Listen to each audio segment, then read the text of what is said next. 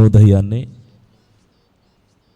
April నెల 15వ తేదీన దేవుని సన్నిధిలో ఒక చిన్న వాగ్దానాన్ని ఇర్మియా పుస్తకం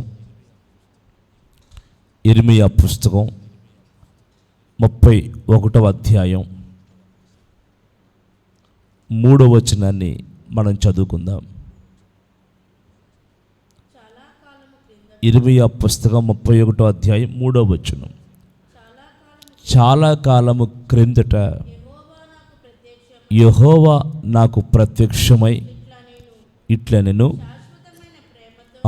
శాశ్వతమైన ప్రేమతో నేను నిన్ను ప్రేమించుచున్నాను. ఆమేన్. చాలండి. దేవుడు ప్రియులారా ఈ దినాన్న ఇర్మియా గారితో మాట్లాడుతూ ఉన్నారు. ఏమనంటే, శాశ్వతమైన ప్రేమతో నేను నిన్ను ప్రేమిస్తున్నాను. ప్రియులారా, దేవుడు మనలందరినీ ఎలా ప్రేమిస్తున్నారంటే శాశ్వతమైన ప్రేమతో ప్రేమిస్తున్నారు. మనుషుల ప్రేమ వేరు, దేవుని ప్రేమ వేరు. బంధువుల ప్రేమ వేరు, దేవుని ప్రేమ వేరు. స్నేహితుల ప్రేమ వేరు, దేవుని ప్రేమ వేరు. మానవులైన వారు మన దగ్గర అన్నీ ఉంటే, మనకన్నీ కలిగి ఉంటే మనల్ని ప్రేమిస్తారు. ఈ మధ్యకాలంలో ఒక ఆయన నాకు ఫోన్ చేసి నాతో మాట్లాడారు. అయ్యా, నేను చాలా ఆస్తిపరుణ్ణి, ఆ ఆస్తులన్నీ నాతో ఉన్నంత కాలం ఎంతోమంది నా వెన్నంటే ఉండి నన్ను వెంబడించేవారు. ఎవరి ఇంటికి వెళ్ళినా సరే నన్ను గౌరవంగా చూసేవారు. కానీ కొన్ని కారణాలను బట్టి ఈరోజు ఆ ఆస్తి నా నుంచి దూరం అయిపోయింది. ఇప్పుడు ఒకప్పుడు నన్ను ప్రేమించిన వారే, ఒకప్పుడు నన్ను గణపరిచిన వారే, ఒకప్పుడు నా దగ్గరకు వచ్చి వారు చేయి చాపిన వారే ఈరోజు నా దగ్గర ఏది లేదనేసరికి మొండి చేయి చూపిస్తున్నారు, ముఖం చాటేసుకుంటున్నారు. ఒకవేళ ఏదో ఫంక్షన్లోనూ పెళ్ళిలోనూ వారికి కనిపించినా వాళ్ళు నన్ను పట్టరానట్టుగా, వారికి నాకు ఎటువంటి సంబంధం లేనట్టుగా ప్రవర్తిస్తున్నారు. ఈ లోకంలో ఉన్న డబ్బు, ఈ లోకంలో ఉన్న ధనం, ఈ లోకంలో ఐశ్వర్యం మనుషులు కొంతకాలం ప్రేమించే విధంగా చేస్తాయి. అవి మన నుంచి దూరం అయినప్పుడు మనుషులు కూడా దూరం అయిపోతారు.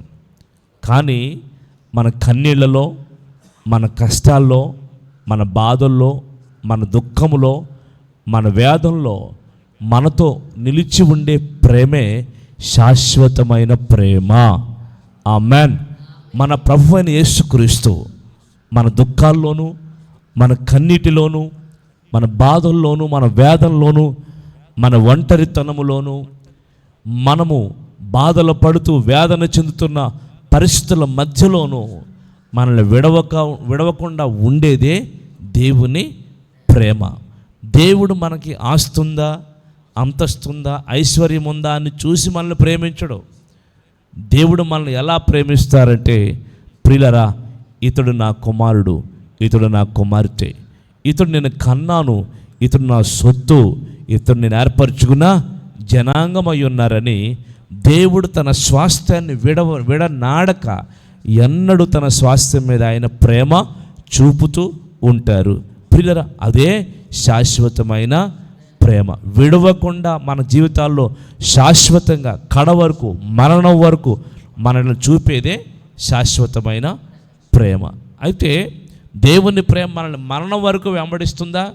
వెంబడిస్తుంది. కానీ మరణించిన తర్వాత కూడా మనల్ని వదలదండి. ఈ ప్రేమ మనల్ని పరలోక రాజ్యంలో చేర్చి నిత్య రాజ్యంలో తన సింహాసనం వద్ద మనల్ని కూర్చుండబెట్టేంత వరకు ఈ ప్రేమ మనల్ని ఏం చేస్తుంది?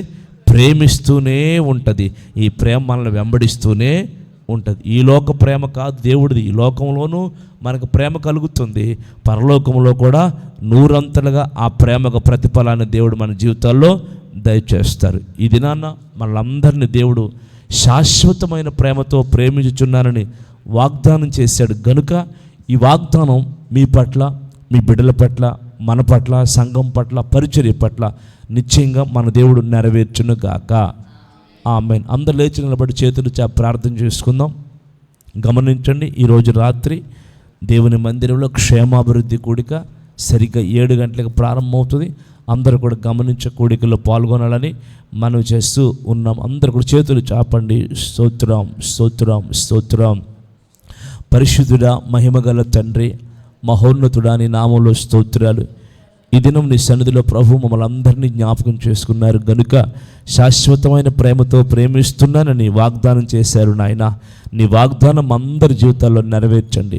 అలాగనే ఈ దినం ఎంతోమంది ప్రార్థనా సహాయాన్ని కోరారు, వారందరి పక్షముగా ఉండి కార్యాలు జరిగించండి తండ్రి. స్తోత్రాలు అయ్యా. మా పక్షముగా, సంఘ పక్షముగా, బిడల పక్షముగా, ఎంతోమంది ప్రార్థన సహాయాన్ని కోరిన వారి పక్షముగా నీ కార్యాలు జరిగిస్తూ శాశ్వతమైన ప్రేమతో మమ్మల్ని ప్రేమించమని అడుగుచూ ఉన్నాము తండ్రి. స్తోత్రాలు. అలాగనే ఈ రాత్రి మందిరంలో జరుగుతున్న క్షేమాభివృద్ధి కూడిక, నెల కూడికని మీరు జ్ఞాపకం చేసుకొని మీరు నాయనా మీ సన్నిధికి అనేక మందిని తీసుకురండి, కార్యాలు జరిగించండి, మంచి వాతావరణం దయచండి. యేసు నామములో అడిగి ప్రార్థిస్తున్నాం తండ్రి. ఆమేన్. మన ప్రభువైన యేసుక్రీస్తు కృప, తండ్రి అయిన దేవుని ప్రేమ, పరిశుద్ధాత్మ సన్నిధి మనందరికీ తోడయ్యుండి ఆయన శాశ్వత ప్రేమలో మనందరూ నిలుపును గాక. ఆమేన్. దేవుడు మనల్ని దీవించును గాక. ఆమేన్.